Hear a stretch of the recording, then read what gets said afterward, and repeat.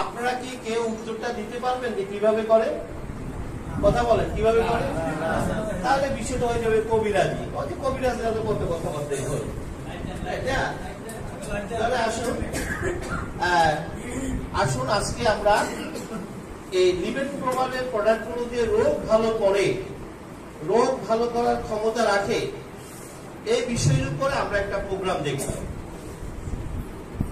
এক কথা বলতে গেলে এটি মুড অফ অ্যাকশন, কিভাবে এই প্রোডাক্ট আপনার রোগ ভালো করবে। আমি এই প্রোডাক্টের কি কি উপকারিতা সেটা আমি বর্ণনা করতে আসিনি, এটা আপনি আপনার লিফলেটে পাবেন, আপনি ওয়েবসাইটে গেলে পাবেন।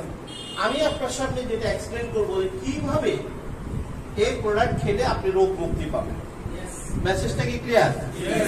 তাহলে এটি একটি সায়েন্টিফিক আলোচনা। আমরা আজকে দেখিয়ে দেব কিভাবে এই প্রোডাক্ট ব্যবহার করলে আপনি রোগ মুক্তি পাবেন। তাহলে কি বিষয়টা কি মনোযোগ দিয়ে দেখতে হবে না? অবশ্যই। ওটা বললে তো হবে না, ক্যান্সার ভালো করে তো আপনি একটু ডাক্তারের কাছে যাবেন, ডাক্তার সাহেব বলবে যে এটা তো খুব ভালো একটা প্রোডাক্ট, ডায়াবেটিস ডাক্তার কিভাবে করে, আমাকে কিছু ডাটা দেখান। আপনি তো কোনো ডাটা দেখাতে পারবেন না। আসুন আমরা এই প্রোগ্রামের মাধ্যমে আজকে সেটি নিশ্চিত করে নেব, ঠিক আছে কথাটা? আপনার সামনে প্রজেকশনে একটা বিষয় লেখা আছে, কি বিষয়টা? Nature is life, life is nature. এটাকে যদি বাংলা করি কি দাঁড়ায়? প্রকৃতি জীবন, জীবনের প্রকৃতি। এটাকে যদি আরো ছোট্ট করে বলি তাহলে এর অর্থ দাঁড়ায়, নেচার যদি না চায় আপনি 5 সেকেন্ডের বেশি বাঁচতে পারবেন না। পৃথিবীর সমস্ত ডাক্তার, হাসপাতাল, ক্লিনিক, প্রযুক্তি আপনাকে যদি ঘিরেও ধরে, আরেক নেচার যদি বলে আমি তোমার সাথে নেই, 5 সেকেন্ডের বেশি বাঁচার কোনো সুযোগ নেই। তাহলে ন্যাচারাল প্রোডাক্ট, লিভেন গ্লোবালের প্রোডাক্টগুলি তো ন্যাচারাল প্রোডাক্ট নাকি? ন্যাচারাল প্রোডাক্ট দাবি করছে এটি খেলে ক্যান্সার ভালো হয়, ডায়াবেটিস ভালো হয়, এই রোগ ভালো হয়। আর নেচার দাবি করছে আমি যদি না চাই তুমি 5 সেকেন্ডের বেশি বাঁচতে পারবে না। তাহলে যে নেচার না চাইলে আপনি বাঁচতে পারবেন না, সেই ন্যাচারাল প্রোডাক্ট যদি এই দাবি করে, দাবিটা কি খুব বেশি? কথা বলেন, দাবিটা কোনোভাবেই বেশি নয়। যার বাঁচিয়ে রাখার ক্ষমতা আছে, তার রোগ নিরাময় ক্ষমতা অবশ্যই সেটি সন্দেহাতীত, এটি সন্দেহ করার কোনো সুযোগ নেই। আমরা আজকে প্রোগ্রামের মাধ্যমে সেটি নিশ্চিত হব। এই প্রোগ্রামটি আমার নিজের তৈরি করা একটা প্রোগ্রাম।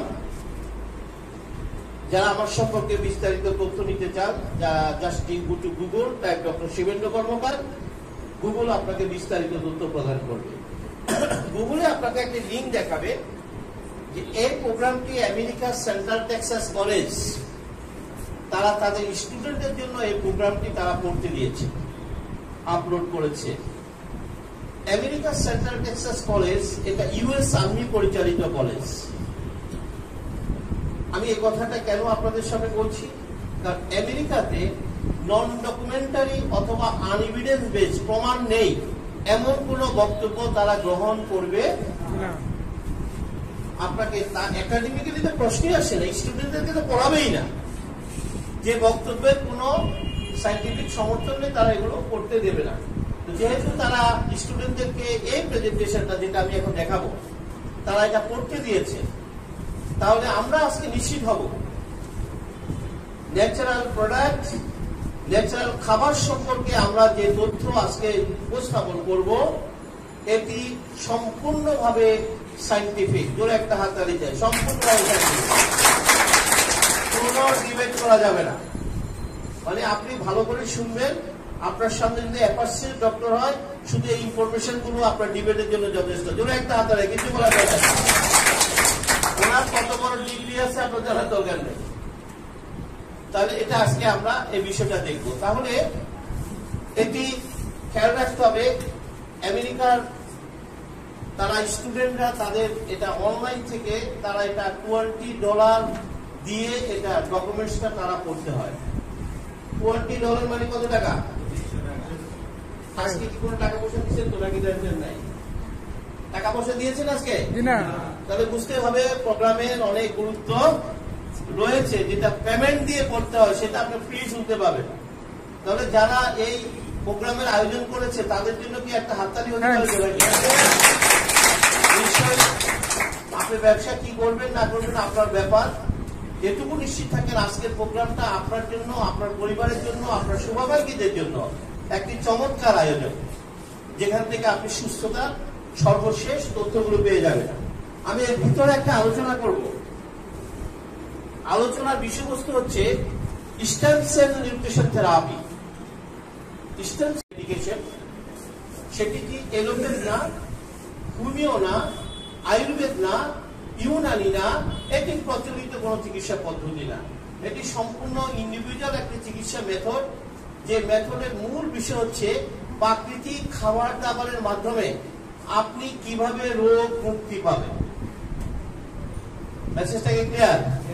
প্রাকৃতিক খাবার দাবারের মাধ্যমে আপনি কিভাবে রোগ মুক্তি পাবেন। কথাগুলি খুব মনোযোগ দিয়ে শুনতে হবে। আমি বলছি খাবার দাবারের মাধ্যমে কি পাবেন। আমরা সাধারণত জেনে এসেছি কি খাবার দাবার খাবো, ভালো খাবার দাবার খাবো, কিন্তু আপনি যখন অসুস্থ হবেন তখন সকলে কি খাবার দাবারের কথা বলে নাকি ডাক্তারের কাছে যেতে বলে? তখন কিন্তু আর কেউ খাবার দাবারের কথা বলে না, বলে তাড়াতাড়ি সিঙ্গাপুর যাও, ব্যাংকক যাও, চেন্নাই চলে যাও, এটা নিয়ে পাওয়া যাবে না। আজকে আমরা একটা নতুন মেথড নিয়ে কথা বলবো, নতুন চিকিৎসা পদ্ধতি নিয়ে কথা বলবো, যে পদ্ধতির মূল বিষয় হচ্ছে খাবার দাবার খাবো, অসুখ হলে বেশি করে খাবো, মরতে যদি চাই ডাক্তারের কাছে যাবো। ভয় পেয়ে গেছেন নাকি? ভয় পাবেন না। আমার প্রতিটি কথা ইঞ্চি মেপে মেপে দেবো, সেন্টিমিটার মেপে মেপে দেবো। মনে রাখতে হবে আপনার কোনো সমস্যা হয়নি, সমস্যা শুরু হয়েছে যখন এই সমাধানের জন্য আপনি যখন ডাক্তারের কাছে গিয়েছিলেন। আমি ডক্টর কর্মকার অথরিটি নিয়ে বলছি, আপনার কোনো প্রবলেম ছিল না, প্রবলেমের শুরু হয়েছে যখন আপনি ডাক্তারের কাছে গিয়েছেন। আজকে আমরা সেই বিষয়ের উপরে এই প্রোগ্রামটা দেখবো, স্টেম সেল নিউট্রিশন থেরাপি। এটির উপরে আমার অনেকগুলো লেখা, এটি ইন্টারন্যাশনাল জার্নালে এগুলি ছাপা হয়েছে, আমি একাডেমি এগুলি সব আপনারা ইয়াতে পাবেন, কিন্তু আমি কিছু সূত্র ধরে দেওয়ার জন্য একাডেমি এগুলো একটা প্ল্যাটফর্ম রয়েছে যেখানে 40 মিলিয়ন গবেষণাপত্র রয়েছে, 17,000 ইউনিভার্সিটি এই প্ল্যাটফর্মের সাথে যুক্ত। অর্থাৎ যারা গবেষণা করে তারা এই প্ল্যাটফর্মের সাথে যুক্ত। এখানে যারা আপনারা ইন্টারনেট চালান তারা জানেন এই ধরনের প্ল্যাটফর্মের সাথে কেউ যুক্ত হলে সবাই সবার লেখা দেখতে পায়। সেই হিসাবে পৃথিবীর 17,000 ইউনিভার্সিটি যারা ইন্টারেস্টেড, যারা গবেষণা করে, তারা আমার লেখাগুলো দেখতে পাচ্ছে। আমি কি বলতে চাইছি বুঝতে পারছেন? সেই সুবাদে 2022 সালে আমেরিকার হার্ভার্ড ইউনিভার্সিটি আমার লেখা স্টেম সেল নিউট্রিশন থেরাপি এটি তাদের নার্সিং কোর্সে পড়ার জন্য আপলোড করে দিয়েছে। একটাকে হাততালি দিতে পারবে, কারণ যখন হার্ভার্ডের মতো ইউনিভার্সিটি, আমরা কি হার্ভার্ডের নাম শুনছি? পৃথিবীর শ্রেষ্ঠতম ইউনিভার্সিটি, যখন হার্ভার্ড ইউনিভার্সিটি এই ধরনের একটি প্রেজেন্টেশনকে, লেখাকে স্টুডেন্টদের জন্য আপলোড করে, তখন আমাদের কোনো বলতে দ্বিধা নেই। আজকে প্রকৃতির খাবার, প্রকৃতির ক্ষমতা নিয়ে আমরা যে বক্তব্য উপস্থাপন করব তা কোথাও কোনো ডিবেট করা যাবে না।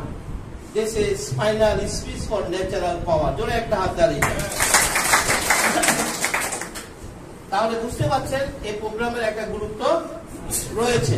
তা আমরা এটি ধীরে ধীরে দেখব। তো মূল প্রোগ্রামটি শুরু করার আগে আমি দুটো কি পয়েন্ট ঠিক করে নেব যেটার উপরে আলোচনাটা চলবে। ফার্স্ট কি পয়েন্ট হচ্ছে, আমরা এখন অসুখ হলে কার কাছে যাই? একজন ডাক্তার, তাকে বলা হয় যিনি মিনিমাম এমবিবিএস পাস। মনে রাখতে হবে, যেটা নিয়ম। ঠিক আছে, ডাক্তারের কাছে যাবো, আমাদের কোনো আপত্তি নেই, আমরা যাব। কিন্তু আমার বক্তব্য অন্য জায়গায়। কি আমার ডাক্তাররা রুগীকে কি খেতে দেন? আমরা সকলে একযোগে বলি, ডাক্তার সাহেব আমাকে কিছু মেডিসিন খেতে দিয়েছেন, রাইট? আজকে থেকে, এখন থেকে, এই মুহূর্ত থেকে একটি ভুল তথ্য সংশোধন করতে হবে। আপনার ডাক্তার আপনাকে কখনো মেডিসিন খেতে দেয় না, তিনি খেতে দেন ড্রাগ। কি খেতে দেন? ড্রাগ এবং মেডিসিন এক জিনিস নয়। আমি কিন্তু আবারও বলছি, আমি যা বলছি দিস ইজ ফাইনাল। আপনি ভুল শুনেছেন, ভুল জেনেছেন। ডাক্তার কখনো রোগীকে মেডিসিন খেতে দেয় না, কি খেতে দেয়? নিশ্চয়ই ড্রাগ এবং মেডিসিনের মধ্যে অনেক পার্থক্য আছে। ছোট্ট দুটা কথা বলি। Drug is made by man, drug মানুষের তৈরি। বিজ্ঞানীরা ল্যাবে বসে ড্রাগ তৈরি করেছে। Medicine is made by nature, medicine তৈরি হয় প্রকৃতিতে। জোরে একটা হাত তালি যায়।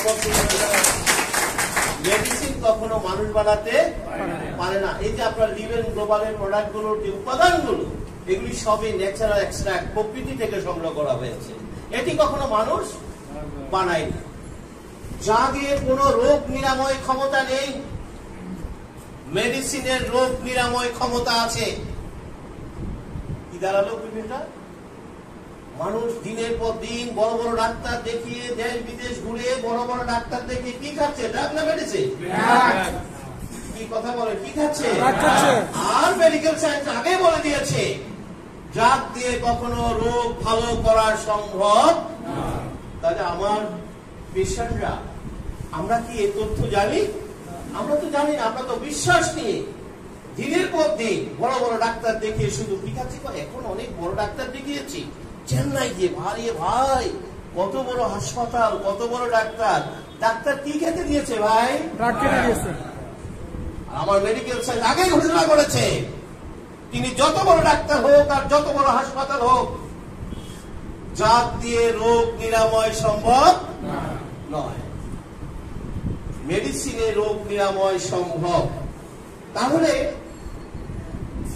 মেডিসিন কোথায় তৈরি হয়? প্রকৃতিতে। আর ড্রাগ কে তৈরি করে? মানুষের ক্ষমতা বেশি না প্রকৃতির ক্ষমতা বেশি? আসুন, কত ক্ষমতা বেশি আমরা একটু দেখে নিই, একটু আলোচনা করে নিই। আপনার এই দেহটা হচ্ছে প্রকৃতির ক্ষুদ্রতম একটি অংশ। প্রকৃতিতে অনেক বিশাল একটি বিষয়, তার ক্ষুদ্রতম অংশ হচ্ছে আপনার এই বডি। এই বডিতে প্রতি সেকেন্ডে 37,000 বিলিয়নস কেমিক্যাল রিঅ্যাকশন সংঘটিত হয়। এখানে যারা আমরা কিছুটা সায়েন্স পড়েছি, কেমিস্ট্রি পড়েছি, আমরা জানি প্রতিটা কেমিক্যাল রিঅ্যাকশনের পেছনে, প্রতিটা কাজের পেছনে আছে একটা কেমিক্যাল রিঅ্যাকশন।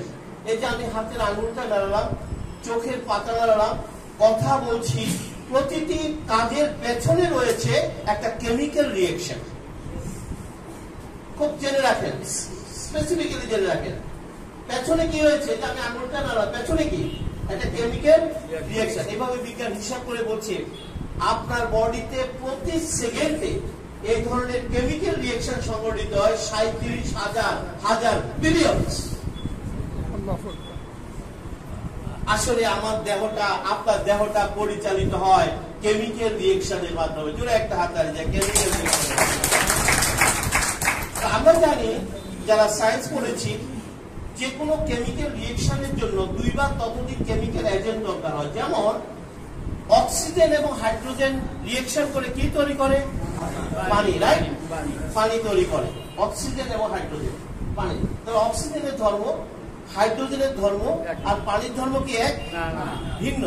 ঠিক একইভাবে আমার বডিতে যে বিলিয়ন বিলিয়ন কেমিক্যাল রিঅ্যাকশন তৈরি হচ্ছে, সেখানে কি কেমিক্যাল এজেন্টের প্রয়োজন আছে না? বিজ্ঞান বলছে ওই কেমিক্যাল রিঅ্যাকশনের মাধ্যমে আপনার বডিতে 6 কোটি নতুন প্রোডাক্ট তৈরি হয়, লাইক এস ওয়াটার। কত কোটি? বিজ্ঞানীরা সেই প্রোডাক্টগুলোর নাম দিয়েছে প্রোটিন। অর্থাৎ আপনার আমার দেহ পরিচালিত হয় প্রোটিন দিয়ে। তাহলে দেহটা কি দিয়ে পরিচালিত হয়? আর এই প্রোটিনগুলো তৈরি হচ্ছে কোত্থেকে? কেমিক্যাল রিঅ্যাকশনের মাধ্যমে। Chemical reaction. ওই ইনসুলিন, ওই একটি প্রোটিন, 6 কোটি প্রোটিনের একটি প্রোটিনের নাম হচ্ছে ইনসুলিন। 6 কোটি প্রোটিনের একটি প্রোটিনের নাম থাইরক্সিন।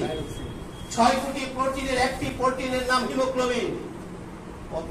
100, 200, 250, 300 প্রোটিনের ফর্মুলা আপনি ল্যাবে সংযোজন করতে পারবেন। কোটি কোটি প্রোটিনের ফর্মুলা আপনার পক্ষে সংযোজন করা, আবিষ্কার করাও কখনো সম্ভব নয়। জোরে একটা হাততালি চাই।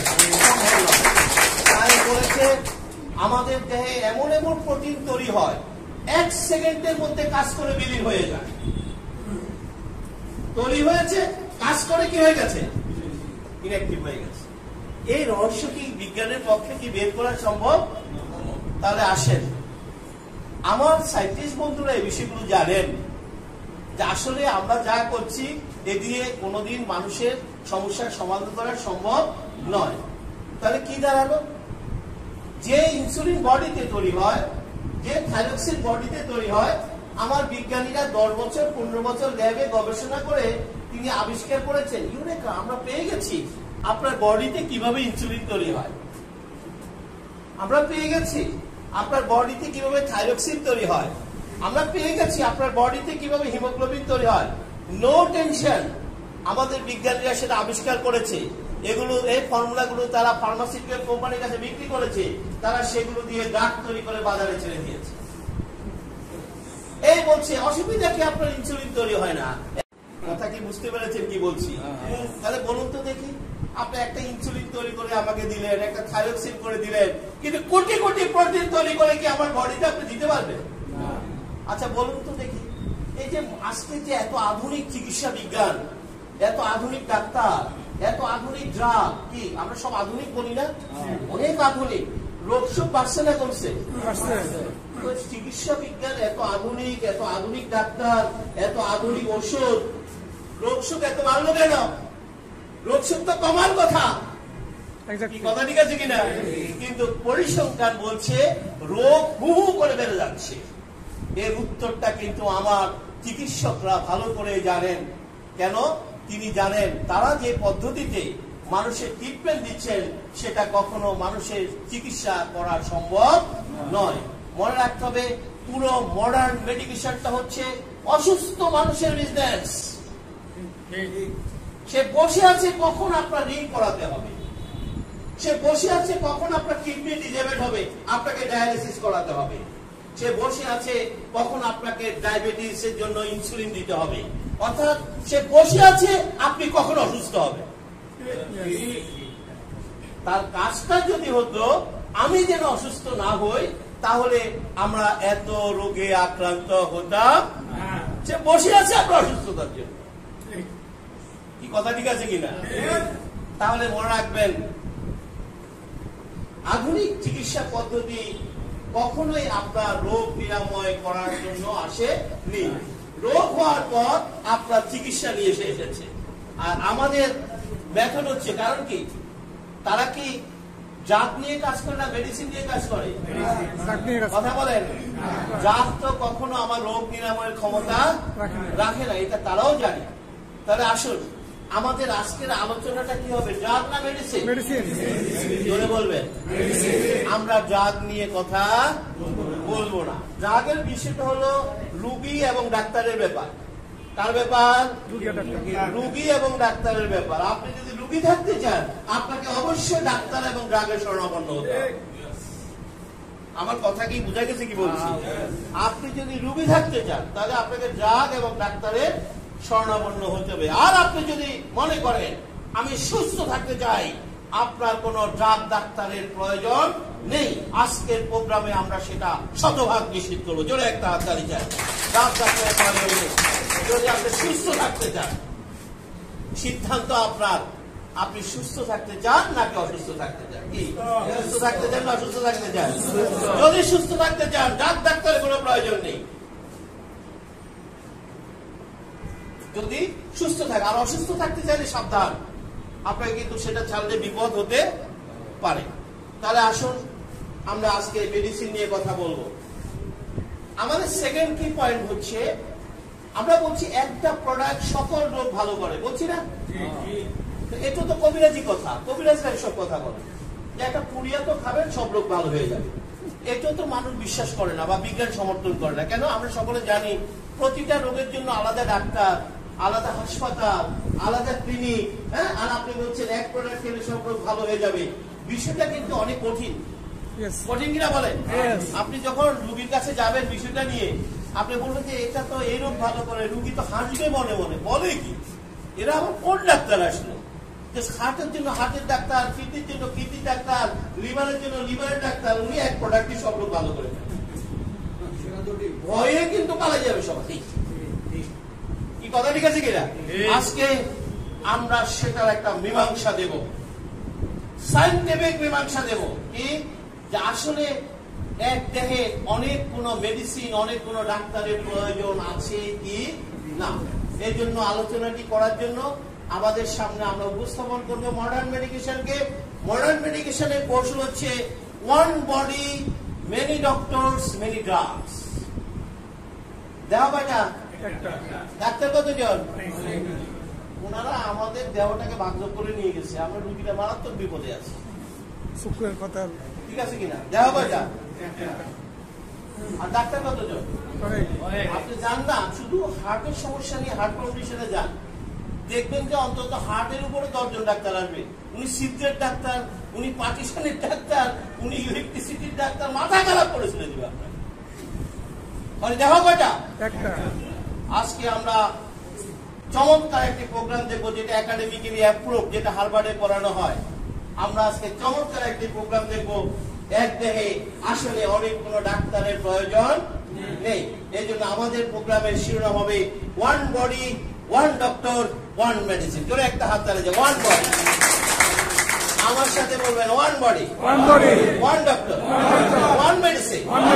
আমরা যদি one body, one doctor, one medicine কনসেপ্টটা বুঝতে পারি, বিশ্বাস করেন ঘর থেকে বসে কিন্তু সকল প্রবলেম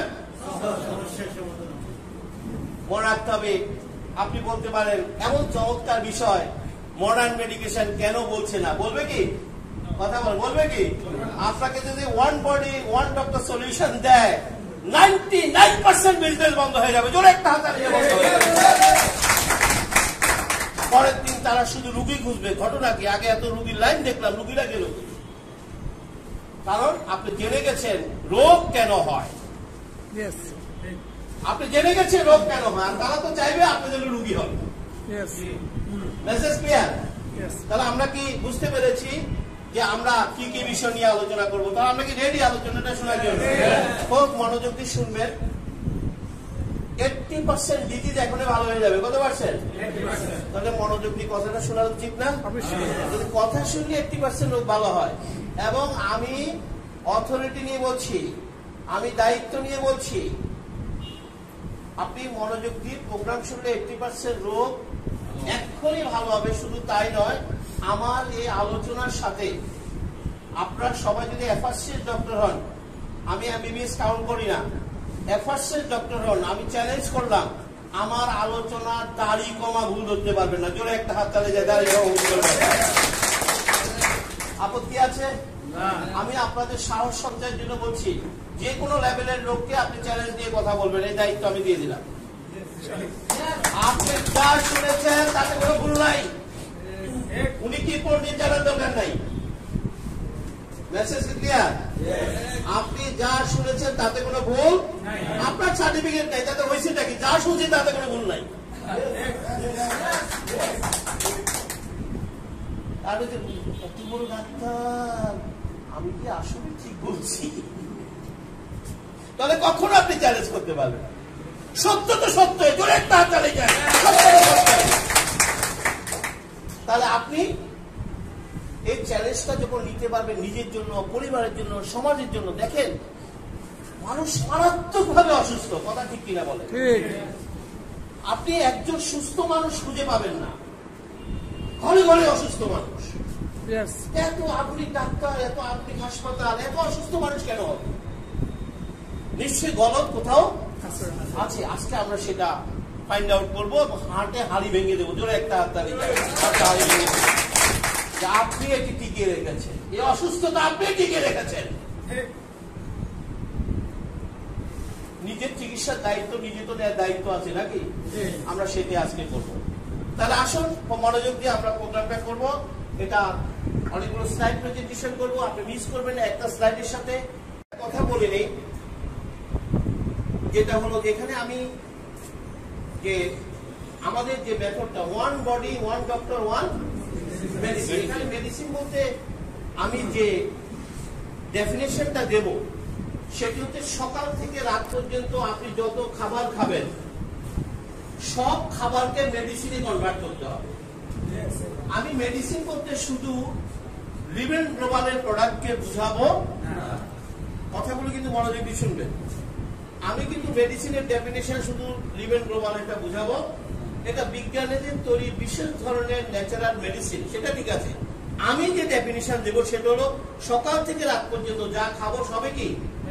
এই কথাটা প্রথম বলেছিলেন হিপোক্রেটস। হিপোক্রেটসকে বলা হয় ফাদার অফ মেডিসিন, চিকিৎসা বিজ্ঞানের জনক। আজ থেকে 2500 বছর আগে তিনি প্রাচীন গ্রিসে জন্মগ্রহণ করেছিলেন। চিকিৎসা বিজ্ঞানে অবদানের জন্য তাকে স্বীকৃতি দেওয়া হয়েছে ফাদার অফ মেডিসিন। কি দেওয়া হয়েছে? Father of medicine. আচ্ছা, হিপোক্রেট যখন জন্মগ্রহণ করেছিলেন কত বছর আগে? আচ্ছা, তখন কি হাসপাতাল ছিল, ডাক্তার ছিল, ড্রাগ ছিল? তাহলে ওনাকে ফাদার অফ মেডিসিন ডিক্লারেশন কিভাবে দেওয়া হলো? আসলে চিকিৎসা বিজ্ঞানের, আধুনিক চিকিৎসা বিজ্ঞানের সূত্রপাত ঘটিয়েছিলেন তিনি আজ থেকে 2500 বছর আগে। সে সময় চিকিৎসা বিজ্ঞানের এত আধুনিক যন্ত্রপাতি ছিল না, আধুনিক বই ছিল না। তাহলে তিনি একটা কথা বলতেন, তিনি বলতেন যে খাবার খেলে রোগ সারে সেই খাবারে আপনার দেহের জন্য মেডিসিন। জোরে একটা হাত তালি। তিনি খুব কাছ থেকে রোগীদেরকে পর্যবেক্ষণ করে প্র্যাকটিস করে এই উপলব্ধি আসলো যে খাবারটাই আপনার দেহের জন্য মেডিসিন। তিনি যখন বলেছিলেন তখন চিকিৎসা বিজ্ঞানের এত আধুনিকায়ন ছিল না, তিনি অনুমান করে বলেছিলেন, পর্যবেক্ষণ করে বলেছিলেন। কিন্তু আজকের আধুনিক চিকিৎসা বিজ্ঞান হিপোক্রেটসের সে 2500 বছরের আগের বক্তব্যকে এখন স্বীকার করে নিয়েছে। জোরে একটা হাততালি চাই। খাবারই আপনার জন্য মেডিসিন। আজকে আমরা যে আলোচনাটা করব সম্পূর্ণ আধুনিক বিজ্ঞানের আলোকে। কারণ হিপোক্রেটসের সময়ে আমাদের কাছে বিজ্ঞানের কোন তথ্যপাত্র নেই যেটা আমাদের কাছে খুব শুনতে ভালো লাগবে। কবিরাজের কথা, ওইটা খাইতে ভালো, ওইটা খেলো। আমাদের আজকের আলোচনা হবে সম্পূর্ণ সাইন্টিফিক, অর্থাৎ বিজ্ঞান খাবারের ব্যাপারে আপনাকে কি বলেছে, আমরা সেটা নিয়ে আজকে কথা বলবো। তাহলে আসুন, আমাদের এই মেথডটা কোথায় কাজ করবে? Life cell therapy, cell health management to natural way. What is life cell therapy? Please আপনারা, মূল প্রোগ্রাম শুরু হয়েছে, খুব কনসেন্ট্রেশন রাখবেন। বিলিভ ইট, আমি দাবি নিয়ে বলছি, আপনার রোগ এক্ষুনি ভালো হয়ে যাবে, বাসা পর্যন্ত যেতে হবে না। কারণ আপনি ভুলের জগতে আছেন, যার রোগ নাই রোগ পালতেছেন।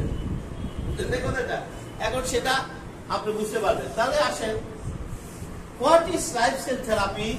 Cell life therapy has to repair and regenerate human body cell and therefore enhance immunity. এখানে কয়েকটি শব্দ দেওয়া আছে, কালারিং করে বলছে সেলকে যদি রিপেয়ার, রিজেনারেট, রিপ্লেস করা যায় তাহলে এনহ্যান্স ইমিউনিটি। ইমিউনিটি হচ্ছে রোগ প্রতিরোধ ক্ষমতা। এর বাংলা অর্থ কি দাঁড়ায়? রোগ প্রতিরোধ ক্ষমতা। বলছে ইমিউনিটি বাড়বে। তাহলে ইমিউনিটি বাড়লে কি হবে? যারা মেডিকেল সায়েন্স করতে যায়, দেখবেন যারা এমবিবিএস স্টুডেন্ট হিসেবে প্রথম যখন পড়তে যায়, তাদেরকে একটা সাবজেক্ট পড়তে হয়। এই সাবজেক্টটার নাম হচ্ছে ইমিউনোলজি, রোগ প্রতিরোধ বিজ্ঞান। কথাগুলি বুঝতে যাচ্ছে কি বলছি? প্রত্যেকটা স্টুডেন্টদেরকে এই বইটা পড়তে হয়। ইমিউনোলজি, রোগ প্রতিরোধ বিজ্ঞান। সেই রোগ প্রতিরোধ বিজ্ঞানের একটা শব্দ কি? ইমিউনিটি।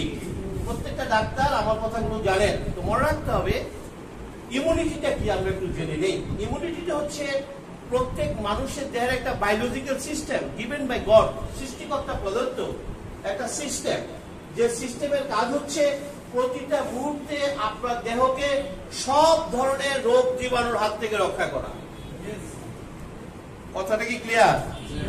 একটা সিস্টেম সৃষ্টিকর্তা দিয়ে রেখেছে যার কাজ হচ্ছে আপনার দেহটাকে প্রতি মুহূর্তে সব ধরনের রোগ জীবাণুর হাত থেকে রক্ষা করা। কেন কেন এই বিষয়টি? কারণ সৃষ্টিকর্তা জানেন যে আমরা জীবাণুর সমুদ্রে বসবাস করি। আপনার চারিপাশে বিলিয়ন ট্রিলিয়ন জীবাণু ঘুরে বেড়ায়। আপনার স্কিনে প্রতি বর্গ সেন্টিমিটারে 10,000 ব্যাকটেরিয়া রয়েছে। আপনার স্টোমাকে 100 ট্রিলিয়ন ব্যাকটেরিয়া রয়েছে। 280 ট্রিলিয়ন ভাইরাস রয়েছে, প্রোটোজোয়া, মেটাজোয়া, ফাঙ্গাস। আপনাকে যদি অনুবীক্ষণ যন্ত্রের নিচে রাখা হয়, এ পোকা মাকড় জীবাণু ছাড়া আপনি কিছু দেখতে পাবেন না। কথা কি বুঝা গেছে কি বলছি? তাহলে জীবাণুরা তো আপনার দেহের ভিতরে বাইরে কিলবিল করতেছে আগে থেকে। তাহলে অসুস্থ কিভাবে হলাম? সৃষ্টিকর্তার রহস্য জানতেন, তাই তিনি প্রত্যেক মানুষের দেহে একটি সিস্টেম দিয়ে রেখেছেন।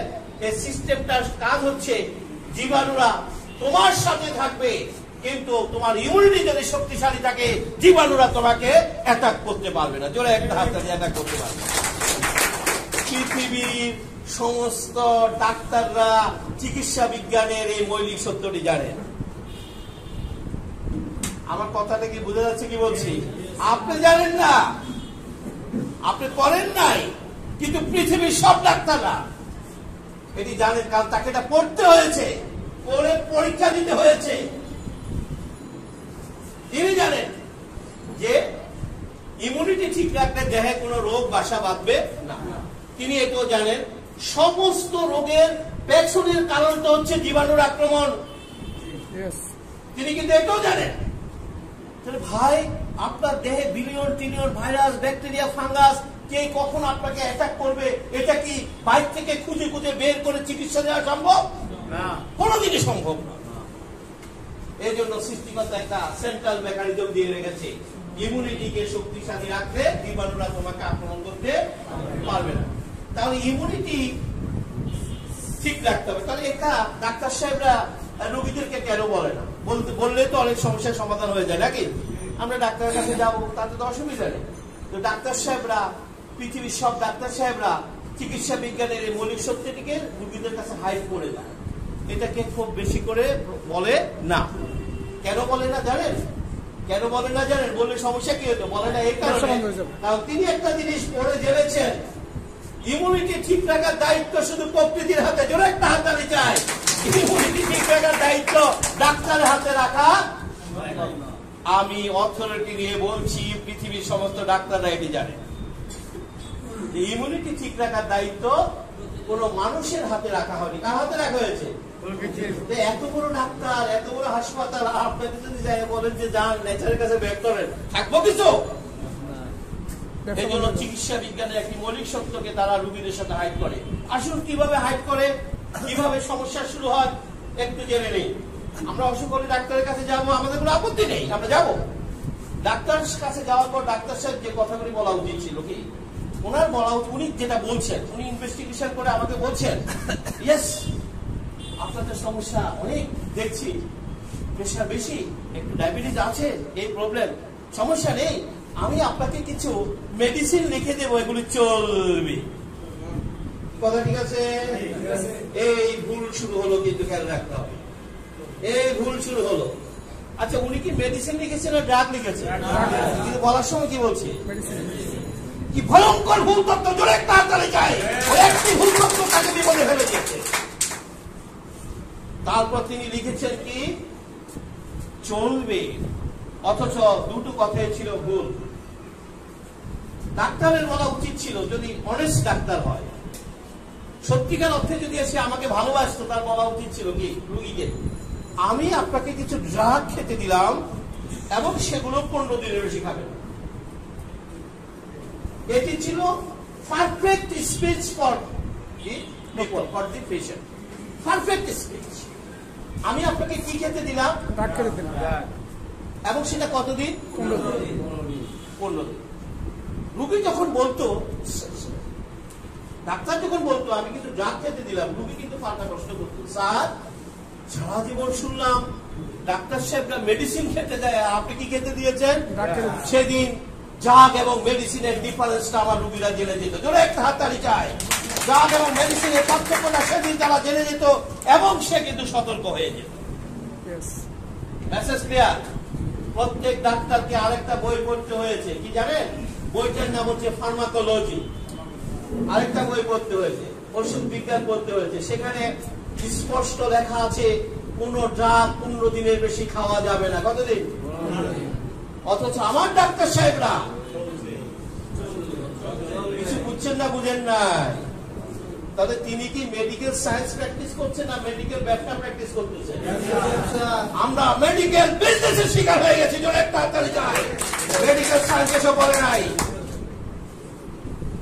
বলছে বেশি যদি দরকার হয় কতদিন?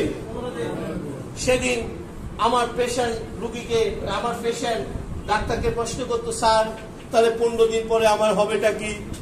জিজ্ঞেস করতো তো নাকি? 15 দিন পরে আমার কি রোগটা ভালো হবে? ডাক্তার সাহেব ডিরেক্টলি বলতেন, নো, আপনার রোগ ভালো হবে না। রোগ যদি ভালো করতে হয় ব্যাক টু নেচার। এই ড্রাগ আপনাকে একটু আরাম দেবে, কমফোর্ট দেবে, একটু ভালো লাগবে, বাট আপনার প্রবলেম যাবে না। আপনাকে কোথায় ব্যাক করতে হবে?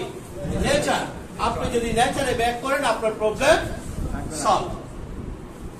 এই দুটো কথা যদি প্রথম দিনে যদি আমার প্রত্যেকটা রোগীকে বলে দিতেন, আজকে মানুষ কিন্তু এত রোগের সঙ্গে আক্রান্ত হতো। সে শুরু থেকে একটা রং ইনফরমেশনে চলছে। Message clear? তিনি যে বলতেন কেন রোগ ভালো হবে না, তিনি কেন বলতেন? কারণ তিনি যখন এমবিবিএস করতে গিয়েছেন তখন তাকে যে শব্দটির সাথে প্রথম পরিচিত হতে হয়েছে সেটা হলো সেল। একটা শিশু যেরকম সরাসরি ক খ দিয়ে তার পড়ালেখা শুরু করে, তিনি কি দিয়ে শুরু করেছেন? তিনি cell, unit of life, function of life, he knows everything, তিনি সবকিছু জানেন। এবং তিনি সেল নিয়ে যখন 2-1 চ্যাপ্টার পড়েছেন তখন তিনি চিকিৎসা বিজ্ঞানের একটি মহাসত্যকে জেনে গেছেন। তিনি জেনে গেছেন এই সেলের চিকিৎসার দায়িত্ব কোনো ডাক্তার হাতে রাখা হয়নি। জোরে একটা হাত তালি চাই। আমি আবারও বলছি, আমি যা বলছি দিস ইজ ফাইনাল। আপনি জানেন না, আমার রোগীরা জানে না, আপনার ডাক্তার কিন্তু জানে। আপনি জানেন না, আপনার ডাক্তার কিন্তু জানে যে কোষের চিকিৎসার দায়িত্ব তার হাতে, এটা তাকে দেওয়া হয়নি। মনে রাখতে হবে। আমি একটা কথা সবসময় বলি, কি বলি? আমি বলি মৃত্যু নিয়ে ভাববেন না। কি সকল মানুষের মৃত্যু হবে তো নাকি? এটা নিয়ে ভাবেন কেন? সুস্থতা নিয়ে ভাবুন। সব মানুষ শুধু মরা নিয়ে ভাবেন, এই জন্য বিপদটা বেশি। মৃত্যু নিয়ে ভাববে না, কি নিয়ে ভাবতে হবে? প্রতিটা মুহূর্তে ভাবতে হবে কিভাবে সুস্থ থাকা। আপনি প্রতিটা মুহূর্তে ভাবতেছেন বাঁচার জন্য, মরার জন্য চেষ্টা করতেছেন, বাঁচার জন্য আসলে কিন্তু না। সমস্ত অ্যাপ্রোচ গুলা রং। তাহলে আমাকে কি করতে হবে? সুস্থতা নিয়ে ভাবতে হবে। সুস্থতা কার হাতে? নিজের হাতে। আল্লাহ তো আছে ভাই, আমরা এখন একটু এই জগতে থাকি। সুস্থতা কার হাতে? এগুলি আপনাকে মানতে হবে। আল্লাহ বলে দিয়েছে, মানতে হবে কাকে? আপনাকে মানতে হবে। নিজের হাতে। সৃষ্টিকর্তা এবং চিকিৎসা বিজ্ঞান কেউই সুস্থতার দায়িত্ব ডাক্তার হাতে রাখেনি। জোরে একটা হাত তালি চাই, ডাক্তার হাতে রাখেনি। সৃষ্টিকর্তা ওই দায়িত্ব দেয়নি, চিকিৎসা বিজ্ঞান ওই দায়িত্ব দেয়নি।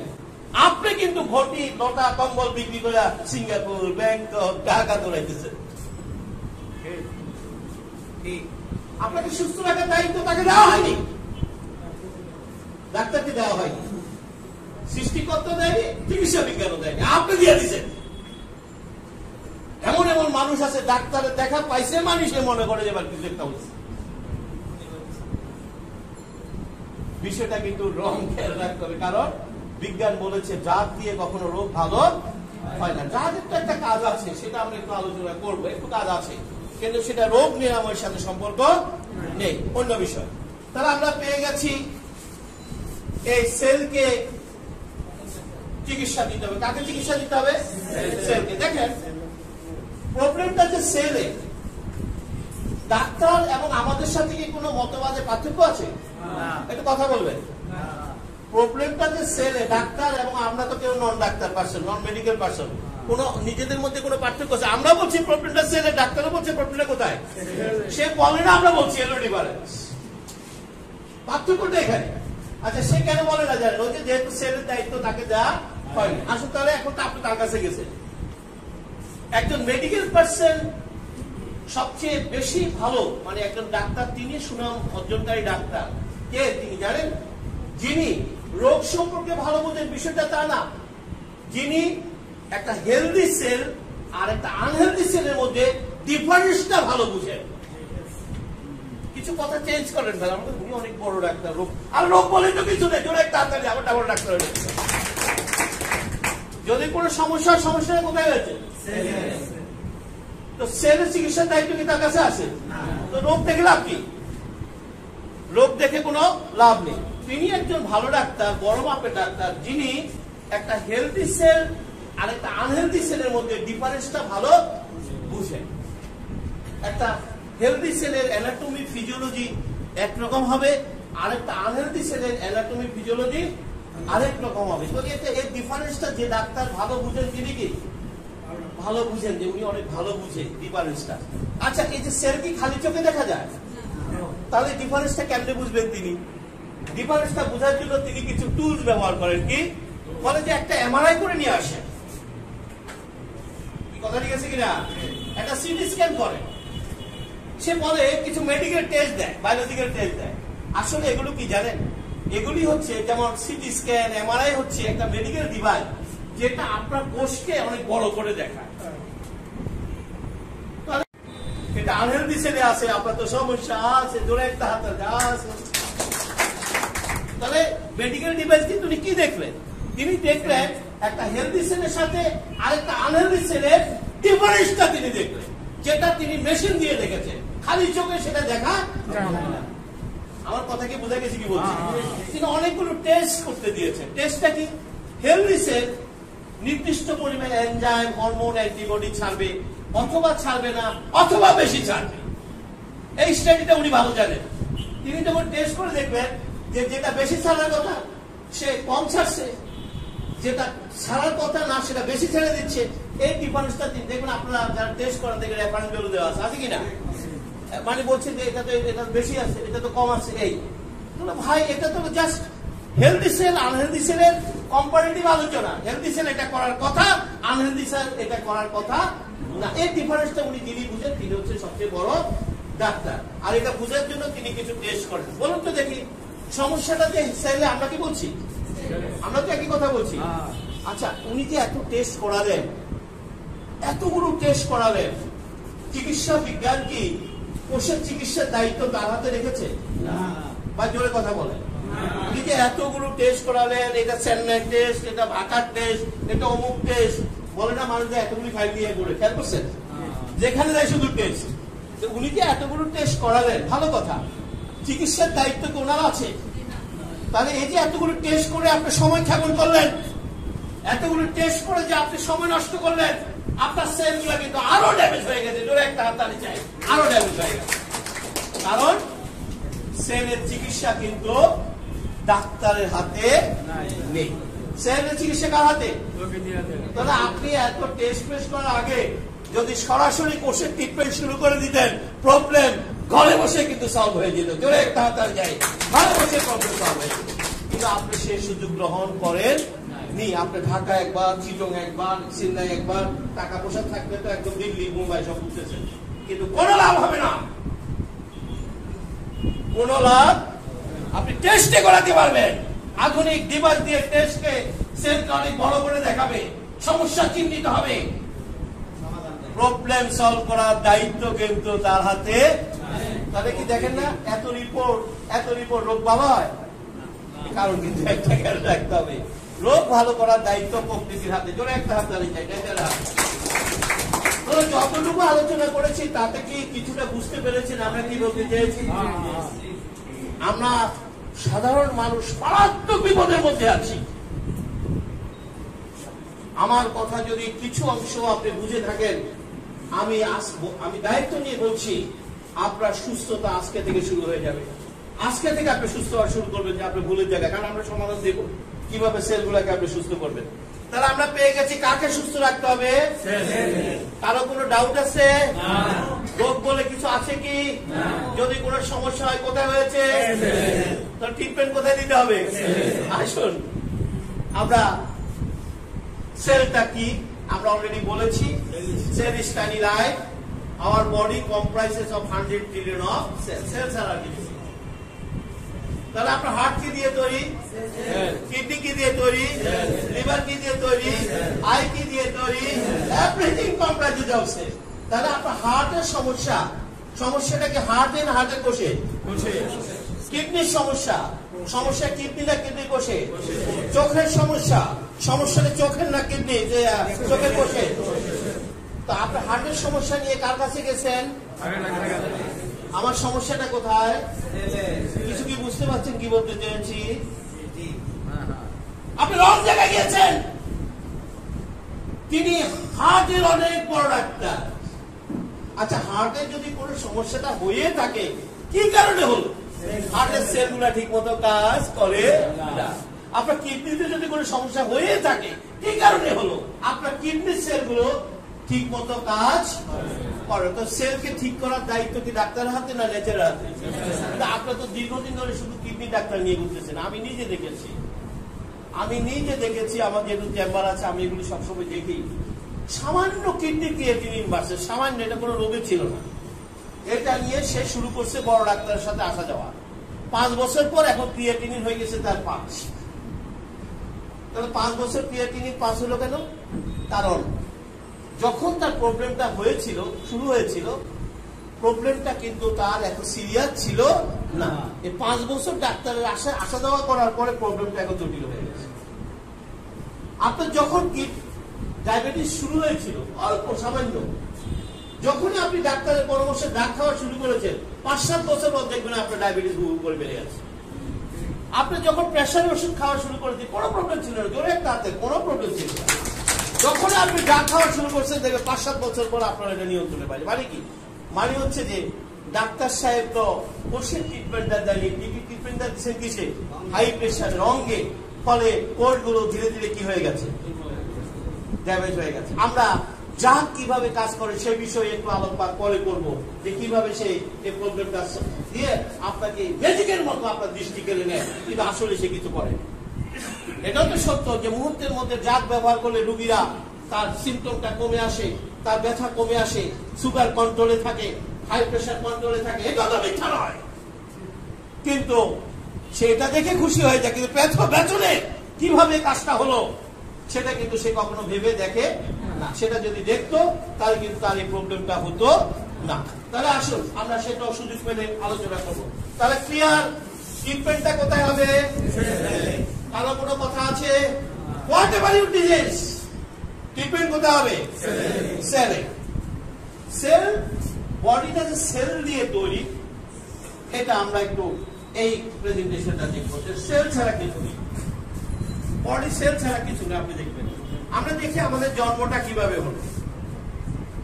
বাবার একটা স্পার্ম, মায়ের একটি এগ মিলনের ফলে মাতৃজরায় যে প্রথম যে কোষটি সৃষ্টি হয়েছিল, ইট ওয়াজ আওয়ার ফার্স্ট সেল। বিজ্ঞানীরা সে আদি কোষটির নাম দিয়েছে জাইগোট। তো মনোযোগ দিয়ে শুনবেন অংশ করে, এখন কিন্তু যত সামনে যাব তত খুব স্পেসিফিক আলোচনা হবে। তাহলে বিজ্ঞানীরা সেই কোষটির কি নাম দিয়েছেন? তাহলে পৃথিবীর সকল মানুষের আদি কোষটির নাম কি? মনে রাখতে হবে, বাইডেন অথবা পুতিন, তাদের এই সৃষ্টির জন্য আলাদা কোনো নিয়ম ছিল, একই নিয়মে তারা সকলে জন্মগ্রহণ করেছে, আমরা একই নিয়মে জন্মগ্রহণ করেছি, জাইগোট। তাহলে জাইগোট সৃষ্টির জন্য কি রহস্য কাজ করেছে? বড়টা হচ্ছে মায়ের ডিম্বাণু, আর এটা হচ্ছে স্পার্ম। হচ্ছে মায়ের একটি ডিম্বাণুর সাথে বাবার 100 কোটি স্পার্ম ফাইট করেছে। মায়ের একটা ডিম্বাণুর সাথে বাবার 100 কোটি স্পার্ম ফাইট করেছে।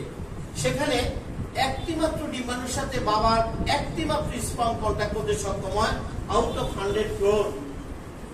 একটি ডিম্বাণুর সাথে একটি স্পার্ম কন্ট্যাক্ট করতে সক্ষম হয়। এবং নতুন যে প্রাণের সঞ্চার হয়েছে, ইট ওয়াজ আওয়ার ফার্স্ট লাইফ। আমি একটু আগে যে জাইগোটের কথা বলেছিলাম, এটি জাইগোটের একটি অরিজিনাল ছবি। বিজ্ঞানীরা আধুনিক প্রযুক্তি ব্যবহার করে 6 দিন বয়সের জাইগোটের ছবি তুলেছে। এটি 10 লক্ষ গুণ বড় করে দেখানো হয়েছে। আপনি আপনার 6 দিন বয়সের ছবিটা একটু ভালো করে দেখে নেন, কত বড় করে দেখানো হয়েছে। কিছু দেখা যায় ভাই, 10 লক্ষ গুণ বড় দেখার পরে? এটা কিন্তু অরিজিনাল ছবি। মাতৃজরায়ুতে যখন আমার জন্ম হয়েছিল সেই সময়কার ছবি একটু দেখে নেন। এখন না, আহা কি সুন্দর চোখ, কি সুন্দর না, পরে না দেখা গেল জন্ম হওয়ার সময় এরকম ছিল। এটা তো ঠিক আছে নাকি? আমরা তো সবাই পৃথিবীতে এভাবে এসেছি নাকি? তাহলে এই কোষ্ঠীটা এখন আপনি নাকি ভুল? এই কোষ্ঠীটা আপনি নাকি? আচ্ছা, এখন আপনার উচ্চতা কত? 5 ফিট 6 ইঞ্চি 7 ইঞ্চি। তাহলে ওনার উচ্চতা কত ছিল? ওনারও তো কিছু একটা আয়তন ছিল। বিজ্ঞানীরা এর আয়তন মেপেছে আধুনিক মেশিন দিয়ে। আয়তন মেপে বলেছে এর আয়তন ছিল 0.6 মাইক্রন। What is micron? 1 মিটারের 10 লক্ষ ভাগের 1 ভাগকে বলে 1 মাইক্রন, তার চেয়ে ছোট। 1 মিটার মানে হচ্ছে 36 ইঞ্চি। এই 36 ইঞ্চিকে যদি 10 লক্ষ ভাগ করা হয়, তার 1 ভাগকে বলা হয় কি? 1 মাইক্রন, তার চেয়ে ছোট। আর এখন হলো কি? 5 ফিট 5 ইঞ্চি, 5 ফিট 6 ইঞ্চি। তখন ছিল মাত্র 1 মাইক্রন, তাও ছোট, তার চেয়ে ছোট। এখন আপনার ওজন কত? 60 কেজি, 70 কেজি। তখন ওনার ওজন কত ছিল? বিজ্ঞানের ওজন মেপে বলেছে ওনার ওজন ছিল 1 ন্যানোগ্রাম। What is nanogram? 1 গ্রামের 100 কোটি ভাগের 1 ভাগকে বলা হয় 1 ন্যানোগ্রাম। 1 গ্রামের কত? 100 না, 100 না, 100 কোটি। 100 কোটি ভাগের 1 ভাগে এটা 1 ন্যানোগ্রাম ছিল। এখন আপনার ওজন কত? 60 কেজি, 70 কেজি। 1000 গ্রাম সমান 1 কেজি, এভাবে 60 কেজি। আর তখন 1 গ্রামের 100 কোটি ভাগের 1 ভাগ। তাহলে এটি কি ছিল? বিজ্ঞান বলছে এটি ছিল একটা অদৃশ্য লাইট। দেখেন ধর্মের সাথে মিলে যায়। মানুষ নূর থেকে তৈরি হয়েছে, আলো থেকে তৈরি হয়েছে। বিজ্ঞান কিন্তু একই কথা বলছে, এটি ছিল একটি অদৃশ্য লাইট, আলো। কিন্তু বিজ্ঞান বলছে সেই অদৃশ্য লাইটটি ছিল একটি লাইট। জোরে একটা হাত তাড়িয়েছে, একটি লাইট, একটা জীবনের সঞ্চার। একটা ছোট্ট লাইট ছিল, কিন্তু সেটা কি ছিল? একটা জীবনের সঞ্চার ছিল। তাহলে এটি আরো আধুনিক ছবি দেখে নেন। 6 days এমব্রায়ো, পেছনেরটা মাতৃ জরায়ু, কিভাবে শুয়েছিলেন দেখে নেন। 6 দিন, 6 days এমব্রায়ো। বিজ্ঞানীরা লক্ষ্য করলো আফটার 6 days এটি নড়ে চড়ে বসেছে, আর আগের যন্ত্র দেখার যন্ত্র নাই। 6 দিন পর তারা দেখলো এটা কি নড়ে চড়ে বসেছে, এবং ডিভিশন হওয়া শুরু করলো নিয়ম মেপে। 1, 2, 4, 8, 16, 32, 64। যতই ডিভিশন হওয়া শুরু করলো ততই ক্ষুদ্র কোষটি আকার আকৃতিতে পরিবর্তন হতে লাগলো। 58 দিনের মাথায় 5 মিলিমিটার একটি পূর্ণাঙ্গ মানব ভ্রূণে পরিণত হয়ে গেল। কতদিনে? লক্ষ্য করেন কোন সময় কত দিনে কতটুকু ছিলেন একটু দেখে নেন ভালো করে, ঠিক আছে? 58 দিনে এসে এটি 5 মিলিমিটার একটি পূর্ণাঙ্গ মানব ভ্রূণে পরিণত হয়। আচ্ছা, তাহলে এই যে একটা পূর্ণাঙ্গ মানব ভ্রূণে পরিণত হয়ে গেল, তার সমস্ত অঙ্গ প্রত্যঙ্গ তৈরি হলো। কোত্থেকে তৈরি হয়েছে? বিজ্ঞান বলছে ওই ক্ষুদ্র জায়গোটের ভিতরে আপনার দেহের সমস্ত অঙ্গ প্রত্যঙ্গের গোপন কোড লুকায়িত ছিল। যে একটা হাতের গোপন কোড ছিল, আপনার হার্ট, আপনার কিডনি, আপনার লিভার, আপনার এভরিথিং লুকায়িত ছিল। কোথায় আপনার লিভার লুকায়িত ছিল, সমস্ত জেনেটিকের ম্যাপ তারা আবিষ্কার করে ফেলেছে। কিছু বুঝছেন না, বোঝেন না?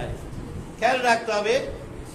আমরা একটা কথা বারবার বলছি যে আপনি যদি বিজ্ঞান ভালো করে বুঝেন, আপনার ধর্মটা কিন্তু আপনি খুব ভালোভাবে অনুভব করতে পারবেন। দেখবেন যে এর চমৎকার একটা রহস্য, চোরে একটা হাততালি চায়, সুপার একটা রহস্য এগুলো। আপনি যতক্ষণ বিজ্ঞান না বুঝবেন দেখবেন এগুলো আপনার কাছে ধোঁয়াশা ধোঁয়াশা মনে হবে। আমি বুঝতে পারছি বিষয়টা? আপনার সৃষ্টিকর্তার রহস্য কিন্তু ওখানে, কিভাবে সম্ভব, কিভাবে হচ্ছে এগুলো। তাহলে খেয়াল রাখতে হবে, এটি তো 10 মাস 10 দিন পর শিশু হিসাবে জন্ম নিবে নাকি? কি কথা ঠিক আছে? 10 মাস 10 দিন পরে সে জন্ম নিবে। ধীরে ধীরে সে গ্রোন আপ হবে, তরুণে পরিণত হবে, যুবকে পরিণত হবে, প্রৌঢ়ে পরিণত হবে, বার্ধক্যে পরিণত হবে। এই কোষ্ঠীতে মৃত্যু ঘটবে। জন্ম থেকে মৃত্যু পর্যন্ত আমার দেহে যদি কোনো ঝামেলা বাঁধে, কোথায় বেঁধেছে? আপনি তরুণ সে জায়গট, আপনি শিশু সে জায়গট, আপনি বৃদ্ধ সে জায়গট। আপনার মৃত্যু ঘটেছে। কার মৃত্যু ঘটেছে? সে জায়গটের মৃত্যু। সুতরাং বিজ্ঞান বলছে জন্ম থেকে মৃত্যু পর্যন্ত দেহের ভিতরে যদি কোনো ঝামেলা হয়, ঝামেলাটা কোথায় হয়েছে? আর বিজ্ঞান বলছে ওই একটি কোষকে যদি আপনি নার্সিং করতে পারেন, টেক কেয়ার করতে পারেন, আপনার কোনো রোগ হবে না। জোরে একটা হাত ধরে রোগ হবে না। বলেন তো দেখি, ডাক্তার সাহেবরা কখনো এই রহস্যটা জনগণকে বলবে? বললে কি তার ব্যবসা থাকবো? সে এটাকে যত বেশি বিপদে রাখবে তত ব্যবসা খারাপ। ওরা জেনে গেছে কিন্তু যে কাকে অসুস্থ রাখতে হবে। হাজার রোগের সৃষ্টি হয়ে যাবে, আর একটা জায়গায় যদি ঠিক থাকে কোনো রোগ তৈরি হবে না। তারা কিন্তু জানে, আপনি জানেন না। তাহলে এই কোষটি 1000 বছর বেঁচে থাকার ক্ষমতা রাখে। কত বছর? প্রমাণ তো আছে নাকি? আমাদের অনেক নবীরা 900 950 বছর বেঁচে ছিলেন না? প্রমাণ তো আছে। আবার বিজ্ঞানরা কি কথা বলছে যে কোষ 1000 বছর বাঁচতে পারে। তাহলে যে কোষ 1000 ইয়ার্স পর্যন্ত বাঁচতে পারে, সেই কোষটি 40-45 বছরে যাওয়ার পর হার্ট নাই, কিডনি নাই, লিভার নাই, চোখ নাই, ডাক্তার বাড়ি। কি ভাই, 40-এর পরে সব ডাক্তার বাড়ি হয়ে গেছে না? কথা বলেন না কেন? 40-এর পরে সবাই অসুস্থ হয়ে যায় না? তাহলে এই কোষ বেঁচে থাকার ক্ষমতা কতদিন? তাহলে যে কোষ 1000 বছর পর্যন্ত বাঁচতে পারে সেটি 40-এর পরে হাল কেন? 40-এর পরে সে ড্যামেজ হলো কেন? আসুন আমরা একটু জেনে নেই কি কি কারণে সেল ড্যামেজ শুরু হয়েছে। কার ড্যামেজ শুরু হয়েছে? সেলের ড্যামেজের কারণে তো আপনি রোগী। তাহলে নিশ্চয় ড্যামেজ তো হয়েছে। আসুন আমরা জেনে নিই। প্রথম ড্যামেজটা শুরু হয়েছিল, কম মনোযোগ দিয়ে শুনবেন। আমি আপনাদের সামনে যত সহজ ভাষায় আলোচনাটা করছি, আলোচনাটা কিন্তু তত সহজ। এই আলোচনার পেছনে আমার 8টা ডক্টরেট ডিগ্রি আছে। ডক্টরেট ডিগ্রি মানে কি? ডক্টরেট ডিগ্রি মানে হচ্ছে উনি ওই বিষয়ে সর্বোচ্চ পণ্ডিত। তাহলে আমি এতগুলো বিষয়কে একসাথে করে আপনাকে প্রেজেন্টেশন দিচ্ছি, মনে রাখতে হবে। এখানে অনেকগুলো বিষয় রয়েছে যেটা আমি একসাথে প্রেজেন্টেশন দিচ্ছি। এই জন্য বলছি যে এখানে কোন রকম ডাউট নেই, খেয়াল রাখতে হবে কথাগুলির ভিতরে। তাহলে প্রথম যে ক্ষতিটা হলো, যখনই আমাদের কনসিভ হচ্ছে, এখন একটা ফ্যাশন কি চলতো দেখি ছেলে না মেয়ে হয়েছে, ফ্যাশন চল একটু ছেলে না মেয়ে হয়েছে। আচ্ছা, এই যে ছেলে না মেয়ে হয়েছে খালি চোখে দেখা যাবে? কথা বলেন না, খালি চোখে দেখা যাবে? তাহলে এটা মেশিন ব্যবহার করতে হবে তো নাকি? না খালি চোখে দেখবেন? এটা খালি চোখে, এটা খালি প্রশ্নই তো আসে না। তাহলে মেশিনটা কি? সাধারণত অনেকগুলো সিস্টেম আছে, তার মধ্যে একটা হচ্ছে আল্ট্রাসাউন্ড। আল্ট্রাসাউন্ড একটা মেডিকেল ডিভাইস যেটি কি করে জানেন? এটা খুব হাই ফ্রিকোয়েন্সিতে সাউন্ড বিট করে। সাউন্ডের একটা ন্যাচারাল ধর্ম হচ্ছে এ কোথাও বাধাপ্রাপ্ত হয়ে আবার সে রিফ্লেক্ট করে। এটা সাউন্ডের ধর্ম। কি করবে এটাকে বলা হয়? সাউন্ড করবে, সে আঘাত বাধাপ্রাপ্ত হয়ে কি করবে? ফিরে আসবে। বিজ্ঞানীরা সাউন্ডের ন্যাচারাল ক্যারেক্টারকে ওই যে বাধাপ্রাপ্ত হয়ে ফিরে এসেছে ওটাকে তারা ইলেকট্রিক সিগন্যালে কনভার্ট করে ইমেজ তৈরি করে ফেলেছে। এই যে আপনি আল্ট্রাসাউন্ড দেখছেন না, সাউন্ড যাচ্ছে, এটা ব্যাক করছে, ওটাকে সে ইলেকট্রিক সিগন্যালে কনভার্ট করে ফেলছে। এই জন্য আপনি দেখতে আসলে এই আল্ট্রাসাউন্ড এটা আবিষ্কার হয়েছিল ভূপৃষ্ঠের অভ্যন্তরে জরিপ চালানোর জন্য, যে বিশ্ব অভ্যন্তরে কি আছে দেখার জন্য, অথবা সমুদ্রের অতল গর্ভে কি আছে সাউন্ড দিয়ে সেখান থেকে তারা রিফ্লেক্ট করে এগুলো তাদের গবেষণার জন্য। এটা কিন্তু প্যাট দেখার জন্য আবিষ্কার হয়। আমার কথাটা বুঝা গেছে কি বলছি? এটা ম্যাল প্র্যাকটিস, ব্যাড প্র্যাকটিস। চিকিৎসা বিজ্ঞান বলেছে আল্ট্রাসাউন্ড করাবেন না। কে বলছে? আমি অথরিটি নিয়ে বলছি, বলছে আল্ট্রাসাউন্ড করাবেন না। চিকিৎসা বিজ্ঞান বলেছে যদি কোনো প্রেগন্যান্সি জটিলতা হয়, হতে পারে, তাহলে সর্বোচ্চ সারা পিরিয়ডে 2 বার করাবেন। কয়বার? অনুমতি আছে। যদি কোনো জটিলতা হয় তাহলে কয়বার? এখন কি হয় জানেন? ফাইলে আল্ট্রাসাউন্ড প্যাটের সাথে বাঁধা রাখে। এই কথা ঠিক আছে কিনা? গেলে হাসপাতালে গেলে কত আগে আল্ট্রাসাউন্ড করে আসে। অথচ চিকিৎসা বিজ্ঞান কি বলছে? আল্ট্রাসাউন্ড করানো যাবে না। আচ্ছা, কেন বলছে? উত্তরটা জেনে নেন। এই কারণে বলছে, আমি একটু আগে বলেছি আমাদের এটাকে একটা কেমিক্যাল হাউস না, মনে আছে তো? এই জন্য বলছে হারাবেন না। আমি অনেক কথা লিঙ্ক আছে বলেছি, এটা কি কেমিক্যাল হাউস না? তাহলে এই কেমিক্যাল হাউসে কি million billion billion chemical reaction হচ্ছে না? বিলিয়ন বিলিয়ন কেমিক্যাল রিঅ্যাকশন হচ্ছে। এবং বলছে প্রথম 6 দিনের থেকে 15 দিনের এই সেলের ভিতরে এত বেশি কেমিক্যাল রিঅ্যাকশন হয়, যেটা আমাদের ভাষায় নিউট্রিশন বলা হয়। এত বেশি কেমিক্যাল রিঅ্যাকশন হয় যেটা তার বডি অর্গানগুলো তৈরির কাজে সে ব্যস্ত থাকে, জোরে একটা আকারে তৈরির কাজে ব্যস্ত। তো এটা কেমিক্যাল রিঅ্যাকশন।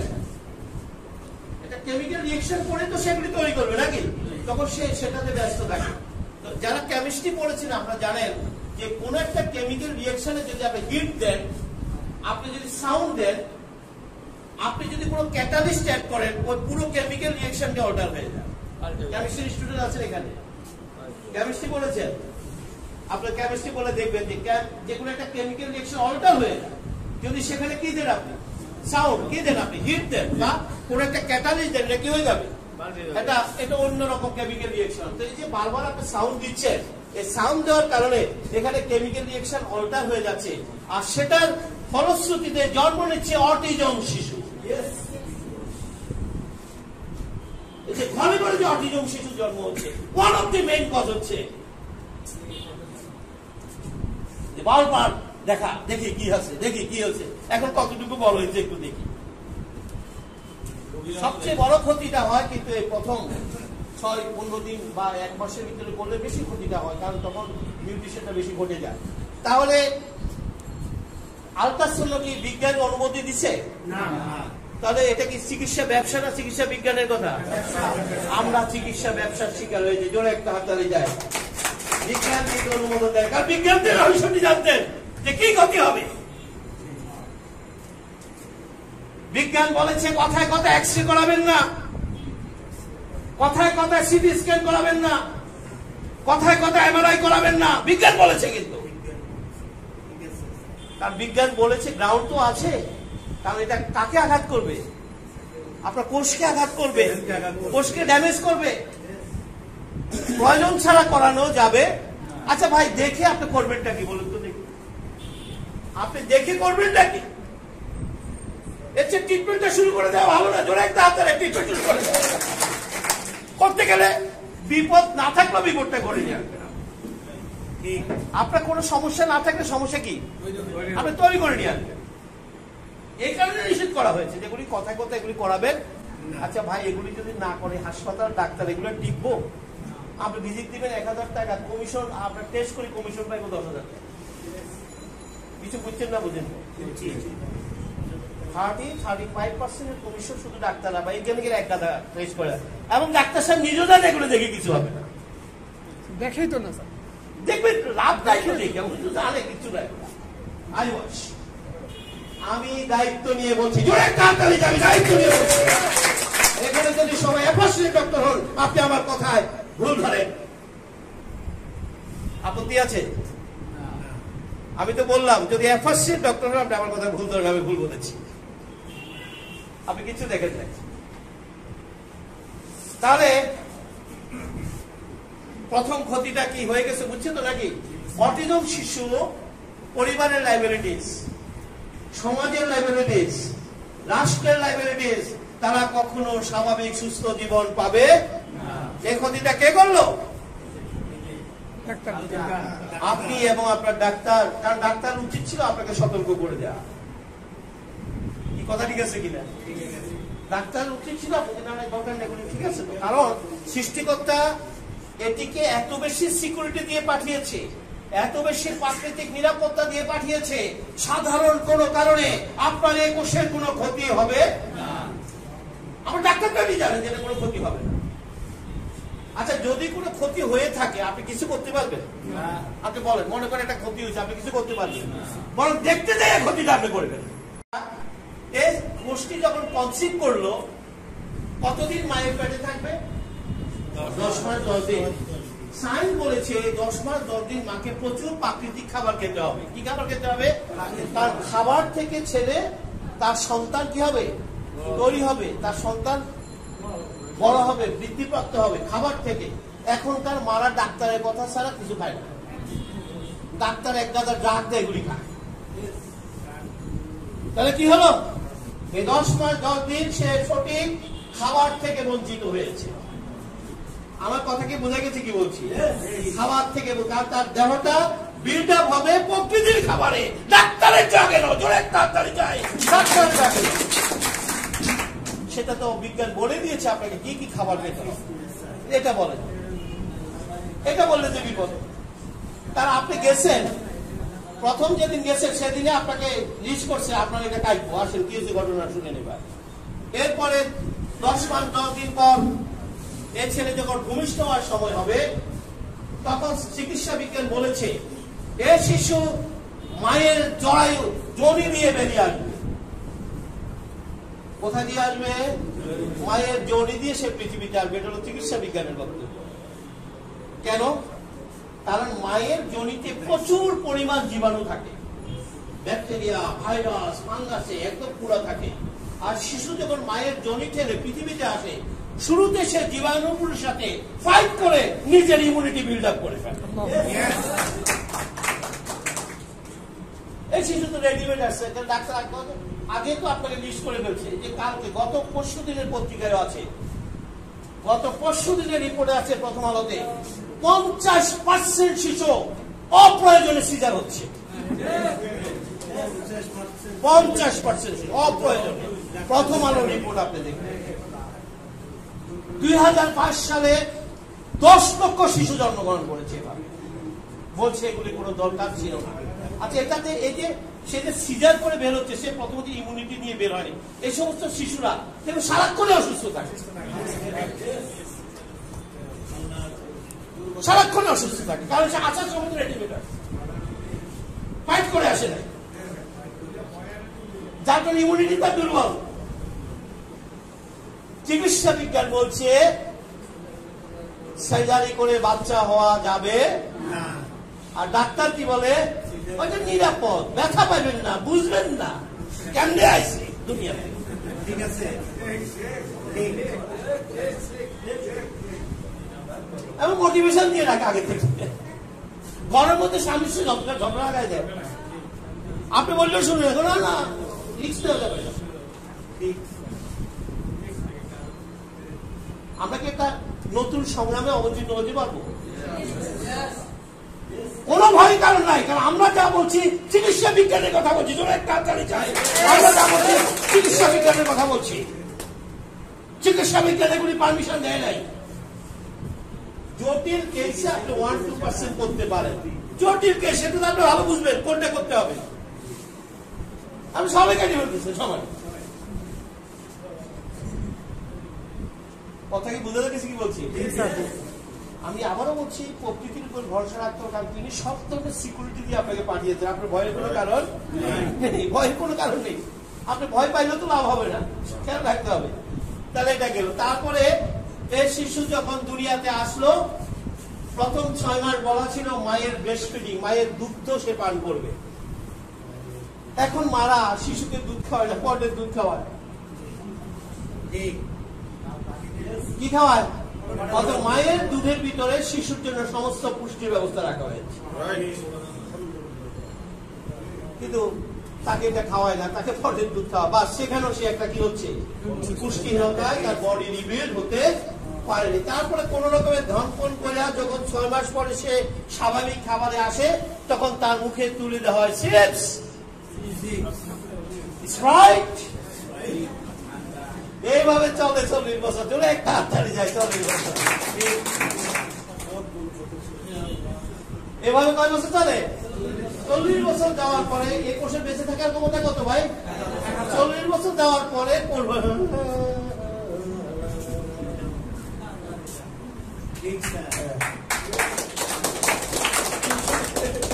খেয়াল রাখবেন, সেদিন কিন্তু সে আপনাকে সিগন্যাল পাঠিয়েছে, সেদিন কিন্তু আপনাকে কোনো বিপদে ফেলে সে আপনাকে সিগন্যাল দিয়ে, সিগন্যালটাকে একটু সুগার বাড়িয়ে দিয়ে, একটু ক্রিয়েটিনিন বাড়িয়ে দিয়ে, একটু প্রেসার বাড়িয়ে দিয়ে সে আপনাকে সতর্ক করেছে কি আমি আর পাচ্ছি না, প্লিজ হেল্প মি। জোরে একটা হাত যায়, প্লিজ হেল্প মি। আমি আর পাচ্ছি না, প্লিজ হেল্প মি। কিন্তু আপনি সাহায্যটা কার চাইছেন? এই বিপদটা ঢুকে গেছে।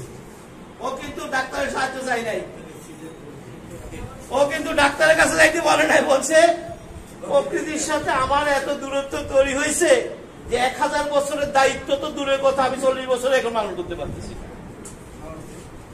আমাকে সাহায্য। জোরে একটা হাততালি যায়, আমাকে সাহায্য। সেদিন আপনি কিছু এই না, সব চারিদিকে সব ডাক্তার কি বলে, না না বাংলাদেশি না, চেন্নাই চলে যাও তাড়াতাড়ি। এই শুরু হয়ে গেল বিপদ। কথা ঠিক আছে কিনা ভাই? গ্রামের দেশে যার পয়সা করি আছে, কিচ্ছু হয় নাই, সুস্থ মানুষটাকে আইনে অসুস্থ মানুষ ছেড়ে দিচ্ছে। মানে চারিদিকে সব ডাক্তার, ডাক্তারের এজেন্ট সব। সবচেয়ে ঘরের ভিতরে এজেন্টকে জানেন ওয়াইফ,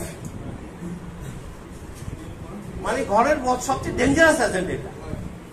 সে নিজে সব আজে বাজে খাওয়ার পরিবারের খাওয়াবে, নিজে খাবে, হাজবেন্ডকে খাবে, অসুস্থ হয়ে করবে, ডাক্তারের কাছে যাও তারা। আমরা একটু পরে সেটা নিয়ে আলোচনা করছি।